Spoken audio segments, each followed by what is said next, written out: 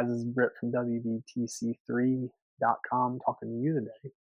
You over there listening about and watching about where to look for damage on your curbs. Where do cars go a lot? Where do dump trucks go in your property? Is it the drop-off line at a school? Is it the entrance and the exit? Is a certain area very high traffic? Is it by the dumpster?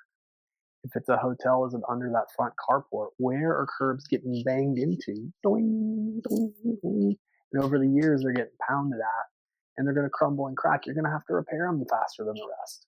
And your customers, your clients, your renters, your employees are going to notice these areas. So you don't want to let them fall below a certain level, because then people don't want to be there anymore. And it looks like a trash heap. Check us out at WBTC3.com. We're the most complete due diligence firm in the world for institutions, small businesses, and those just really detailed, really dope kind of projects that you might be thinking of and dreaming of. WBTC3.com.